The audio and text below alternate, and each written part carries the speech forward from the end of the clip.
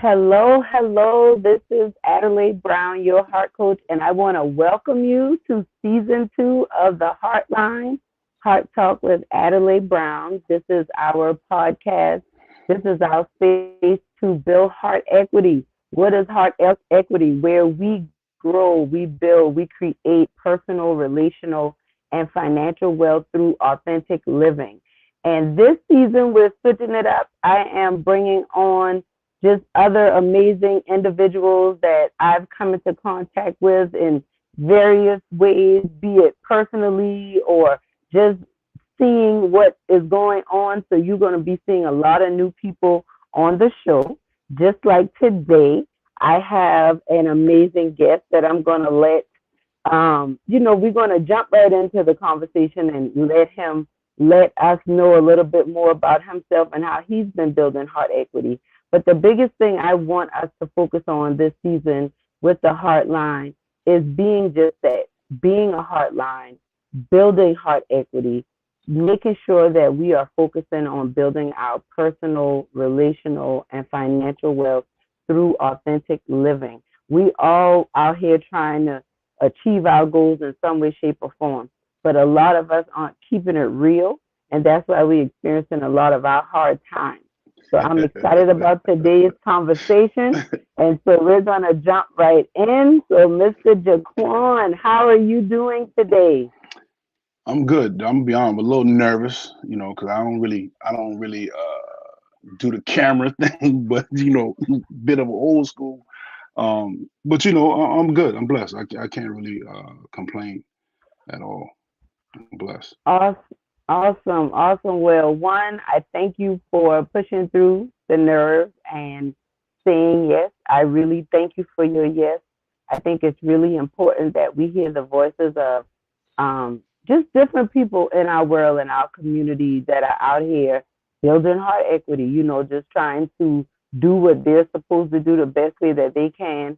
So, I understand the nerves. Trust me, starting season 2, bringing the podcast back, believe it or not, it's nerves for me too. But I'm just really excited. I'm excited Yeah, yeah, about yeah. what God is doing and just the conversation and everything. So, with that being said, you know, this season and this podcast is all about building heart equity. And we talked a little bit about what that means to me. So, my question to you is how have you been building heart equity in your life, be it personal wealth, financial wealth, relational wealth? I want to focus a little more on personal wealth, relational wealth, but how have you been building heart equity? Um, for me personally, really um, getting to know me. For a long time, I've been navigating through life, really not knowing my purpose, um, and not really knowing me. Just pretty much just shooting from the hip, if I can sum it up. Um, uh, for about 2 years, uh, I've been in therapy. Getting like really getting to the root cause of why I've been operating the way I've been operating for years, and just just like the thing they say with hurt people hurt people. I was Mm-hmm. one of the ones that just was just moving along through life, just hurting people along the way, and not really fully understanding why that was going on, and really not fully understanding why I was operating the way I was operating. So for me, I just been really just working on me and trying to understand why I do things, why I operate this way, and things of that nature. And it was important because I have 5 boys, and they watching me. Whether we want to believe it or not, they are. So that's why that was more important for me. Even with my daughter too. But that's what me getting myself together um, was all about. That's powerful. That you would say that. A lot of times in my experience, just having these conversations, doing hard work, a lot of people don't just come out with that. Like, look, I knew I was hurting people hurt people. So I'm curious, what made you decide to go to therapy? Well, it took a little push from my wife initially. I'm gonna Hmm. be honest with you, because when you're going through it, you just assume, especially if you've been operating a certain way for years, you build up this ego about yourself where you think ain't nothing wrong with me. She the one crazy, or ain't nothing wrong with me. They the one crazy. So it took a little push from her. But I can honestly say it's probably been the best move I've ever made it in my life.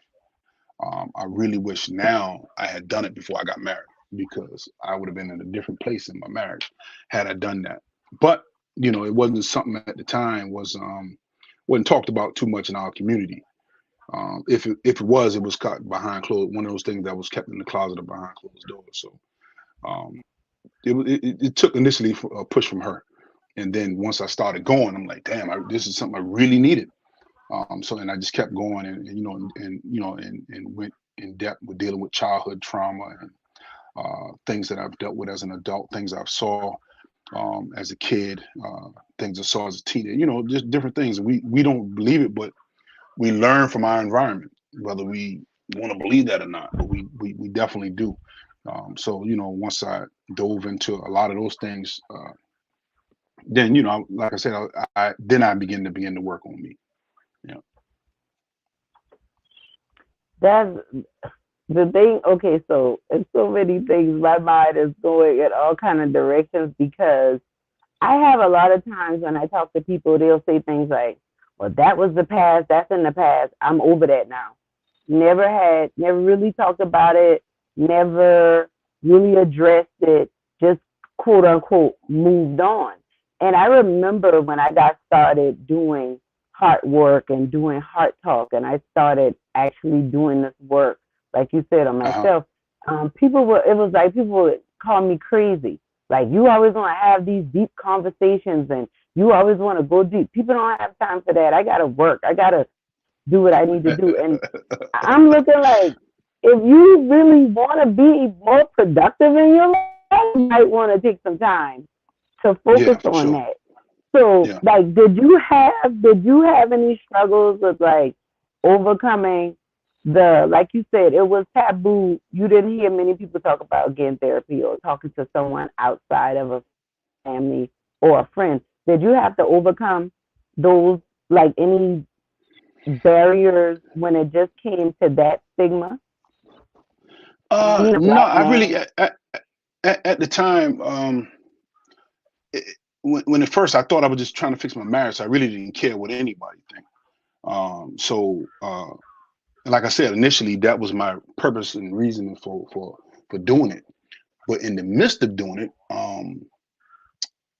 some things came up that I had suppressed or even forgot about. So like I said, it was one of them things where it opened up a can of worms and kind of forced me to deal with what I was truly going through. So and so I didn't really, just to answer your question, I didn't really care what anybody thought or said in the beginning because, like I said, I was really just trying to fix my marriage. So that was the initial reasoning for behind going.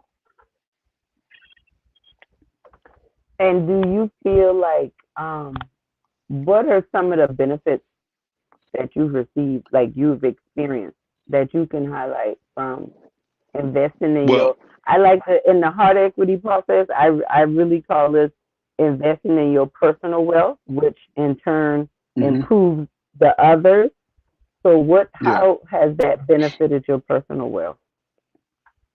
Well, it benefit me in more ways than one. But if I can speak to one, I You can realized speak that I to got as a whole lot many more. ways as you want to. You can speak to as many ways as you Um, want to.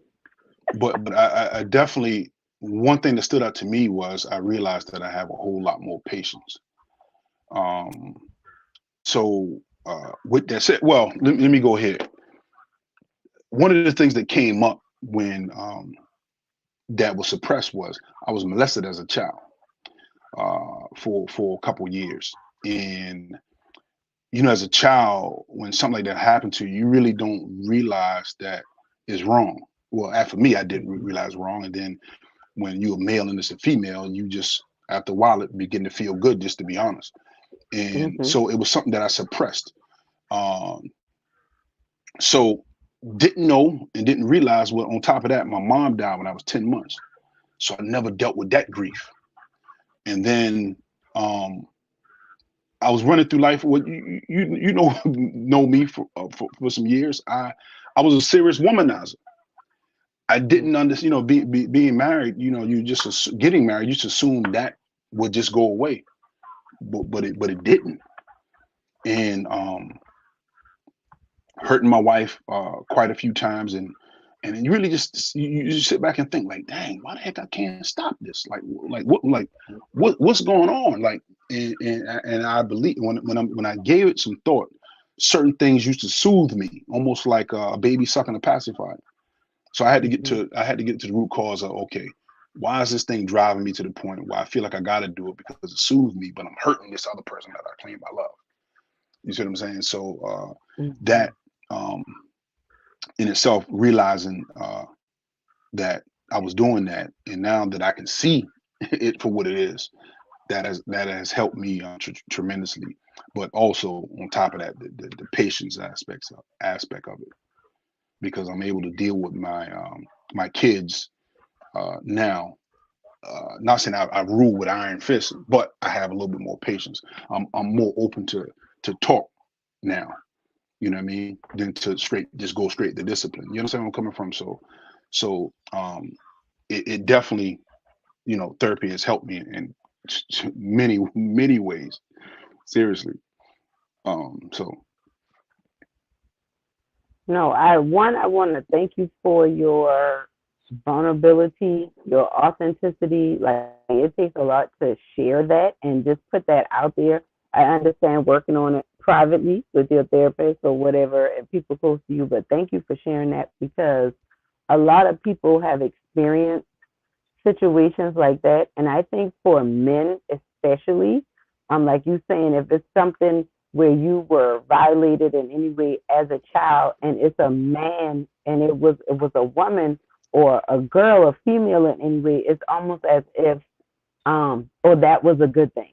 Or, the earlier the better type of thing. And it's almost like it doesn't impact men the way it impacts women. And it does, you know yeah, what I'm saying? yeah, So I just thank you for sharing that because I know a lot of men have experienced things like that and they never shared it, and then you spoke to another piece on, and then after a while it feels good. So it's almost like I know I went through a similar type of experience as well. And then it's very tricky because it's like, oh, if it feels good, but it's wrong, you know what I'm saying? And it yeah, plays on yeah, your yeah, yeah, psyche really, really bad. You know what I'm saying? And I think um, it's a lot to be said about how we form relationships and we think about relational wealth. It's when you go through different things dealing with that, and also the loss of your mother. You know what I'm saying? Like for me, when I think about that, it's like, of course you would be a womanizer. You yeah, lost your mother. You know what I'm saying? You were yeah, not ever really protected by women early on. Like not to group every woman in your life like that, but to hear yeah, yeah, that, yeah, you know yeah, what I'm saying? yeah, no, It just seems yeah, like it's one of those things where I just feel like it's not enough highlighted to say, hey, our men are going through this too. Our men are being violated too. They need to have an outlet to be able to express it because if not, that's when we see the violence. That's when we see the womanizing. You know what I'm saying? Those yeah, are we see the health issues. We see the anger and things of that yeah, nature and people the confusion, the frustration, just all of these things. And I just think it's just so important. And that's one of the reasons why I wanted to have you on because it is important for us to share those things. You know what I'm saying? yeah, yeah, yeah, Because yeah, um because the Bible tells us we overcome by the blood of the lamb and the words of our testimony. And so yes, sometimes we go through things and we think it's just us, but it's really not just us. We have to go through these things. We don't have to go through them, but the fact that we went through it, we made it out. Now there's some other out. There's some other um, breakthrough. We can help somebody else get through. So I just think that that's so powerful that you were able to get to that space. Yeah, I mean, even with confronting a person, that was an experience in itself. But it took a while for me to get there because, like I said, once it came back, um, and I realized that I've been suppressing it all these years, I built up some anger toward her, and not only that, like bitterness and so, and the list goes on and on. So it took a while for me to really build up enough guts to even let her know I forgave her, and because I was able to release it from myself, pass it back to her, and she can do whatever she want with it, but it ain't on me no more. That day that it happened, actually, it was about a month now that I did it. Um, so about a month Wow. ago, I was able to talk to her, and she was able to receive it, what I had to say. So obviously, God prepared her heart for it.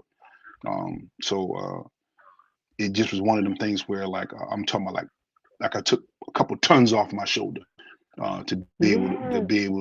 to do that.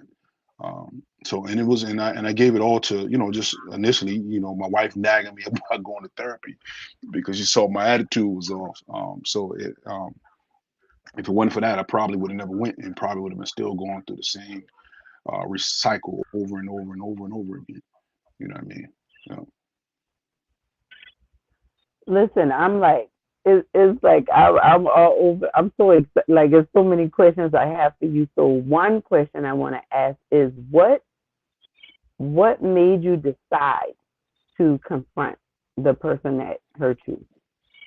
well, it was my therapist's idea. I didn't think it was necessary because I think at the time when she brought it up, I was still making excuses for her. And my therapist Hmm. had, because like I said, after a while, once it went on for so long, after a while, I began to look forward to it. Yeah, You know you what I build mean? this relationship. And Yeah, and yeah, so I'm like, kind of like making excuses for her. So she had to kind of guide me into here's the reason why. And that's what it was. Once I understood that, then I was able. I wanted to confront her face to face. Then when that didn't happen, I thought, well, I guess I ain't gonna ever talk to her. Maybe I should just write a letter and burn it. They told me to do that also. yeah, But yeah. I didn't do it. Something told me not to do that. And it just came a day. I was actually riding in my truck, was headed to Amazon to pick a load up, and the Holy Spirit just spoke to me. Give her a call. Now I didn't try to call her quite a few times to set up a meeting. Never answered the phone. But this particular time she answered. So I knew that was an act of God and that she was prepared to hear what I had to say. So yeah. Look, you saying this like just so you know. I just went to I Food mean, Line and picked up some groceries. it happens. I mean, it's I'm gonna be honest with you. It ain't me because to be real with you, I really wanted to um I really wanted to expose her, Hmm. especially after the bitterness and all this stuff set in. But that's not the way God wanted that to go down because I definitely wanted to, and I told her that. Um, I wanted to expose her to her husband and her two children, um, because I felt like things was going on. I felt like they was did some wrong toward me, and when I went to therapy, and then when that came back up, like I said, I started building up bitterness and anger toward her. But God allowed my heart to change toward her and do it the right way. But initially, that's not the way I wanted to do it. My flesh really wanted to throw it at them and allow them to deal with it however they was going to deal with it, but I didn't, couldn't. God wouldn't allow me to do You wanted to treat them how you were treated. Like sometimes it it. comes, it like I mean, and you could correct me if I'm speaking for you. I'm gonna speak for me in situations like that. Like my Yeah, thing used to be, vengeance is mine too. Like I yeah, understand vengeance is the Lord. I didn't understand that at that time. I would hear people yeah, quote it, but my motto was like, "You get me, I'm gonna get you back worse." You know yeah, what yeah, I'm yeah, saying? yeah, Like that was my thing, and I really had to go enough hurt and pain want to like double back around to that because I had a bad attitude. I'm still working on my attitude. Let me put a little Yeah. asterisk right there because I'm still working on my attitude. However, I know it's getting better because I'll ask the hard question and I've been getting some better answers. I'm Yeah. Yeah. Yeah. improving. Yeah. But the reason what I want to ask you is, you said like your flesh wanted to kind of take control and kind of come at them like you said, put them out there, put them on blast, Yeah. some like make them feel how you felt. And you mentioned a little earlier, like your wife suggesting like you need to go to therapy to work on your attitude. Did you always have an attitude? Was that something that if you could think back, is that something you can always remember having, or did it develop over the years? I think looking back, I think it's something that I always dealt with. But didn't, I guess because it was coming from me, I didn't realize it. Because I remember vividly one when I was in the military once, I was actually in basic training. Um, it got me in trouble with a drill sergeant, and that, of course, I didn't think about it then. But then when she kept mentioning, like, I mean, because I used to go from like 0 to 60 just like that at the flip of a switch. I feel like somebody violated me or coming me the wrong way, it's up. So she just noticed it, you know what I mean, and kept saying it for about a year, and I didn't really think I needed it, but the persistency with her, it kind of put me in position. Let me go get this checked out. Maybe she right, and she was. So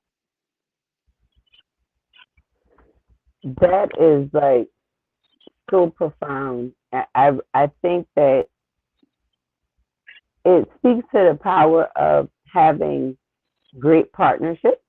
Like even when you look at being in a marriage, like having somebody around you, like, look, you got to work on this, like, and not just telling you need to get better, but giving actionable steps. I think in yeah, marriage, just going off on that caveat, I think sometimes when you're growing, the relationship is going to force you to grow just in and of itself. But if you mentioned also that if you had known, you would have done therapy prior to marriage, right? yeah, I feel the same way, right? And for me, it's just that the whole reason why I do heart work, the heart coach, all of that, heart equity is hmm, just all rooted in how broken and insecure I used to feel and how I used to show up like that. And then that came into my marriage. So every void I had, I was looking for my husband to fulfill it, yeah, and yeah, I for didn't sure. realize that. And I didn't realize that in previous relationships, I did the same thing. Even if it wasn't romantic relationships, you'd be surprised um, at like how much you have issues with people and have issues in your relationships or with yourself, all because of unresolved things Yeah, from your past. for sure. No, most definitely. I mean, we don't realize things we deal with as a child that don't get dealt with. We take it into our teenage years. We don't deal with it then. Plus, whatever we dealt with as a teenager, we take that into early adulthood, so on and so forth, and they just keep carrying on. Of course, life tend to take feet and take away. We don't stop to think that we need to talk to somebody. Yeah. So it can, life can get the best of us, and we going through the motions of life and not realizing that we dealt with a lot and dealing with a lot. Um, so I had to. I mean, it was. I'm telling you, it was the best decision that I've made ever. Because I'm able to see things through a different set of lens. You know what I mean? Even when I'm out and about and I'm talking with people throughout the day, I can actually tell who had therapy and who hasn't. You understand what I'm saying? So it definitely opened my eyes to see things for what it was. And trust me, they may think I'm crazy, but I ain't got no problem telling me you need therapy. I really don't Yes. have a problem with So that. tell And me, then tell me, then I tell me, how do you figure that out? How do you figure that out? Like because when you I dealing mean with you can kind of somebody. tell. I mean you can kind of tell. Um, well, one of my one of my spiritual gifts is I'm able to like read people, like read like body language and um, different things. So it's like you Discernment. can't hide You it. have You a can't. Yeah, good. you can't really hide it. And then especially if a person is dealing with a familiar spirit that I've dealt with, it show. Ain't nothing you can. It ain't nothing you can do. You can try to hide it, but it's because I'm familiar with it. I see it. I see through this costume that you got on. So that's how I'm able to really tell. Because a lot of times, like I say, some spirits are familiar, especially if they're dealing with something that you've dealt with. Yeah. No, that's powerful. Like, so you're able to. That's a gift too, right? Do you feel like, have you always been that in tune spiritually? Like to be able to say that's a spiritual gift, and like to No. know that that's what it is, because that's great. Like that's really good. That's a lot of people don't realize. People that I've come into contact with aren't that aware of themselves. Uh, no, you don't. And I'm gonna be on. And if I can be transparent, you don't. The issue is that when God placed a gift on you, it's something that you always had. It ain't something that He give it to you when you turn 18. You always had it. As a child. You had it. So me not fully being aware spiritually, I used it when I was messing around in the street. I Yeah, used it to pick up women and thinking, okay, I just had that much game. No, it wasn't that. It was I was gifted in this area and didn't pick up on what it was till later. So what I'm saying, it was mm, always there. It was always yeah, there. I just thought I was yeah, just, you go through the motion. Well, I can get any woman I want. No, you pick up on things and you just tapping into it, but you don't know what you're doing. You don't know what you're using. And but so it was, I said it to say it was always there. I just wasn't yeah, using it for the right purpose. Yeah. yeah. And I mean, did you? I know for me growing up, so I'm gonna ask you this too. But for me growing up, I mean, it was almost like a part of the culture to womanize. Like it's almost like a part of the culture to have a bad attitude, right? So it's almost like if you didn't do that, it's like what's wrong with you, or you acting white, or you acting gay, like what's wrong with you? Yeah. And Yeah. I'm not. I mean, just being honest, those are some of the things I've heard people say to people who made up, like who are walking more in what they've been called to do. You know what I'm saying? So, did you go through that? Did you go through some of those Yeah. influences Yeah. as Yeah. I did. well? I, I definitely did. I was gonna say this earlier, but I'm glad you chimed into it. Growing up, when I got married and realized that it was a problem with the women, and I sat and thought that I don't think I had not one male from the time I was born, the time I can remember, up until now. Well, now it's a little different because we in church and stuff like that, but not one male that was in my life was in a monogamous relationship that had one. Now I can't think back. My grandmother and grandfather used to sleep in different rooms. His girlfriend used to call the house. You understand what I'm saying? So, Yeah, and real talk. just thinking about that in itself, and even generational curses we don't realize that we're dealing with. My father died when I was probably about 7, 8 years old, but I come to realize later he had 6 kids by four different women. Okay, even though I knew my father, he didn't raise me 100%, but I have Mhm. 6 kids by 6 different women. So you see how parallel that is, and we don't realize that moves that we make could possibly affect our kids, and we don't even know it. So yeah, to answer your question, yeah, it did affect the environment and things like that, things that you saw, because subconsciously I built up. This is what I'm supposed to do. You Yeah, know. yeah, like the programming. Like nobody. Yeah. It's not like somebody sat you down and say, "Listen here." go have 6 kids and, go do this and go. No, nobody told you No, to like no, do heck that, no. but you saw it. And then another thing that I like to talk about, I mean, they talk about it in genetics, but this term called epigenetics, but like we talk about generational curses. And I just had a conversation this morning about it. I say it's definitely generational curses, but it's a generational behavioral pattern, right? Yeah, And then somebody has to say, I'm going to change the pattern of behavior that has taken place. Okay, you can make up in your mind you're going to do that. But when your whole world is wired for that way of living, it's a yeah, make whirlwind turning that yeah, around. makes it that yeah, it makes it that much more difficult. It definitely is. It's crazy, but it makes it that much more difficult because now you're not only fighting whatever you was fighting with, but you're fighting an environment too. And it's crazy. Yeah, Yeah, and like your story, the thing that gets me honestly is that your story is my story, is so many of our stories, like growing up seeing those dynamics.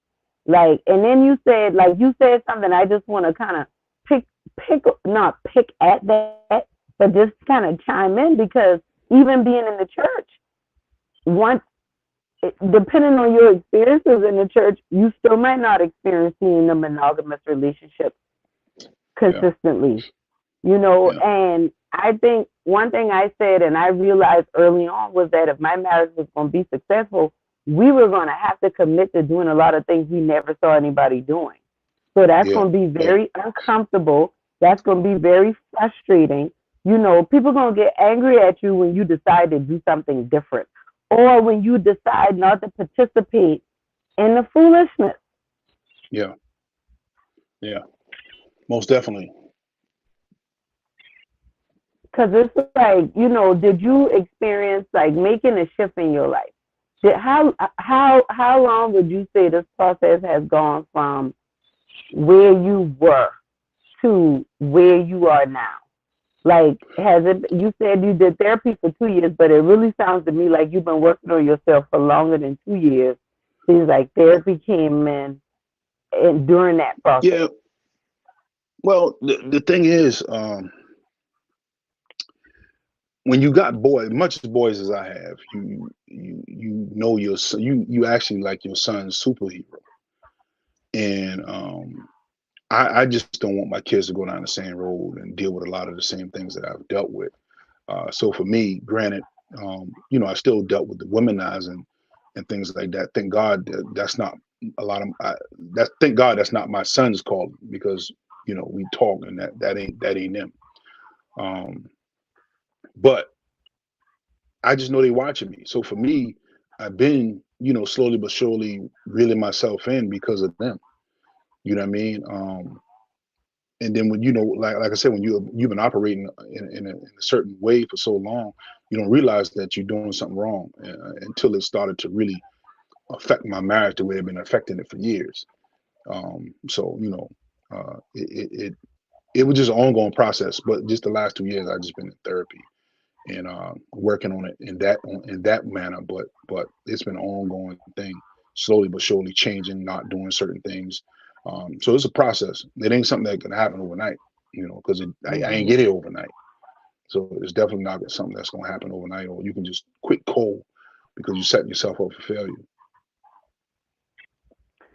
So, and that's, thank you. Like that's something great to really consider because I always tell people trust the process, right? I talk about my 6-step process that when I thought about like what did I do to really start to see changes in my life, it's like I still work those steps every day today. Like I might have a conversation with my 17-year-old and I need to get back in one of those steps because I really want this attitude is welling back up because that's a defense mechanism. I'm trying not to, because as a woman, and and I've heard a lot of men have what to say about women and our attitudes as well.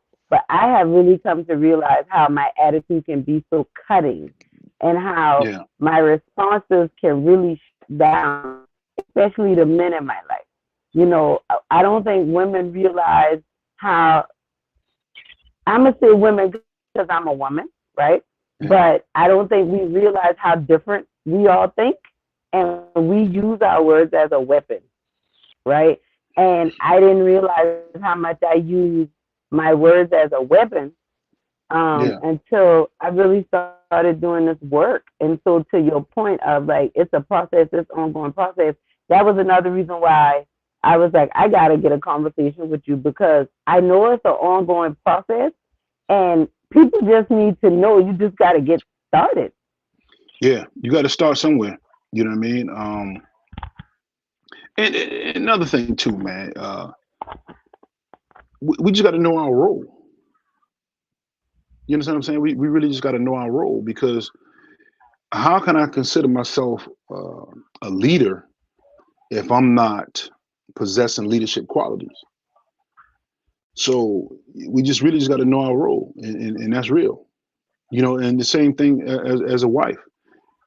Certain things, a wife may do. You just got to know your role, because if I'm not possessing leadership qualities, then I'm operating out of order. If I'm the leader, point blank, period. Now, is that something that you always know? Like, is that something you grew up knowing as a man, being a leader, like understanding that role, or is that something you've grown to learn? Well, I always notice that people take to me. I always notice that, especially in the workplace, even outside the workplace, people always took to me. So I didn't pick up on it then, but then becoming a husband and realize, and then learning the role as a husband. Um, we supposed to be the leader of our home. So and that's what I was actually talking about. But like I said, I always um, every place I ever worked, I always, even if I started out at the bottom, I always became one of the leaders. So I just picked up on it, that people just took to me, and that's just who I am. So regardless, throughout the process, you always pretty much like you knew that, like you had the understanding of leadership is my thing. Yeah, I never wanted to be at the bottom. Never. Yeah, No, no, never wanted. I always had aspiration to always being the best. So whatever I do, I wanted to be the best at what I did. You know what I mean? I remember yeah. a short story. I used to work at this company in off of Hanahan Road in North Charleston called Birch Toll. They built surgical equipment.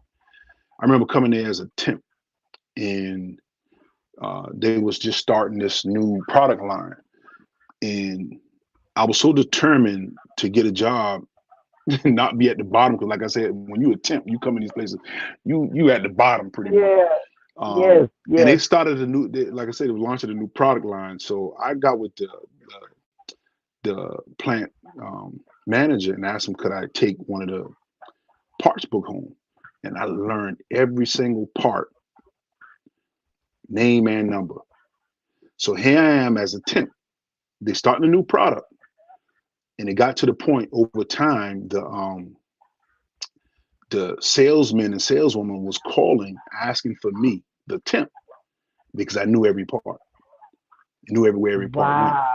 And when they finally hired me, they hired me on and automatically made me an assistant supervisor in that department, because I took the initiative to wanted to be the standout. So and I kind of not necessarily live by that rule, but then when you doing something that where you gonna eat from, you're trying to be the best at it. So and that's the approach I took when trying to get there. Yeah, No, that's a really powerful story, and I really feel like that's a good like understanding of how, also like a good telling of how it's like this loop. Like when you working on yourself, you stay focused on what you like, what you're good at, what you can do.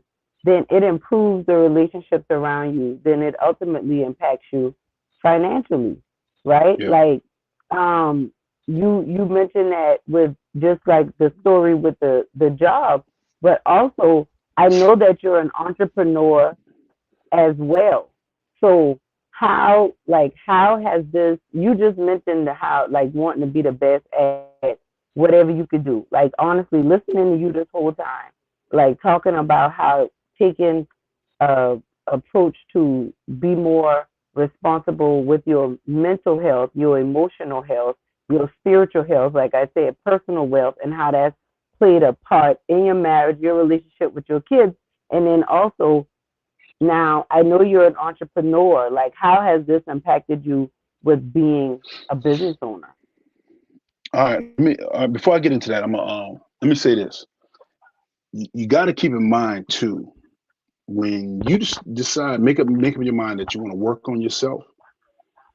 Everybody not going to be happy because you That part. because you have to be. You're not going to please everybody.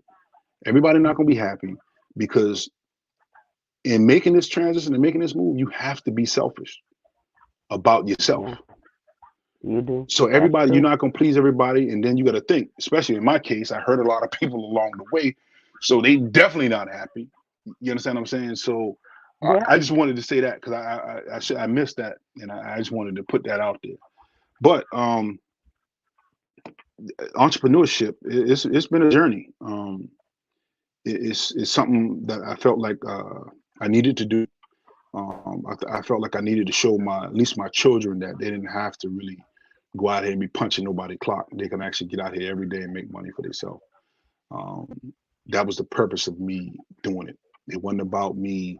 Uh, well, it was two purposes. The first one was showing my children that they don't have to punch nobody clock, and the second one was um, to build something that where I could actually help men that's transitioning out of prison because it's so Mhm. many men that have a story where doors are being slammed in their face, and they're good people. You understand what I'm saying? I think United States is probably the only country that where they do background checks. You know what I mean? Mhm. You go to Canada, once you serve your time, that's it. They don't hold that against you. In other countries, the same thing. But the United States, they and depending on what you went to prison for, it'll follow you for the rest of your life, and it could be an Yeah. issue. So that was my second purpose of becoming an entrepreneur. Um, but on this journey has helped me a lot in it because you're dealing with customers firsthand. You're dealing with people that you're dealing with in business, so you don't want to burn the bridge. So of course you got to have patience. You got to have all these different things that you have to deal with because they could be wrong, and you might have to take something on the chin one day. Or you understand what I'm saying, or you might have to go the extra mile just to help somebody out. So definitely, me working on myself has helped me in so many ways in my business. Um, so it definitely has helped. Yeah. Like I know that this is definitely to your, I'm only saying, can you hear me? Okay. I'm Yeah, I only can hear you saying now. that Your phone broke up for a second. Okay. I'm only saying that to make this pivot because of just, time getting close. But Yeah, like hearing you say that is so important because when I coach clients, especially those of like the business clients that I have, I'm like, a lot of the things that make you successful in business are not necessarily anything you're going to find in a workbook, but it's going to be how you respond to different situations that are going on yeah, in real time. And the only way that you're going to respond in a way that's healthy for you is if you're in a healthy place. Because any type of pressure, when pressure squeezes you, what's in you is going to come out. So if you yeah, got a lot of unresolved issues, no matter if it's in a professional or personal environment, I tell people, you think that you one person at work and one person at home, you're the same person. You're yeah, kidding yourself when you think you're turning it off and on because yeah. you're You really fooling not. yourself for You know real. what I'm saying? Exactly. So I just thank you for highlighting that. And I also want to celebrate you for taking the time to say, hey, I'm going to provide opportunities for people who didn't have the same opportunities that I had. Yeah, hold on. Justice, that's my son. What? No problem. Take your time. Come.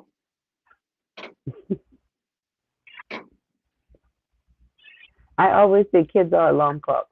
See, we get Yeah. ready to wipe it. You see what I'm saying? I always tell people children are alarm clocks. So that's pretty much it. But just really celebrating you for taking the time to see the need and to act on it. You know what I'm saying? And Yeah. trusting God for that.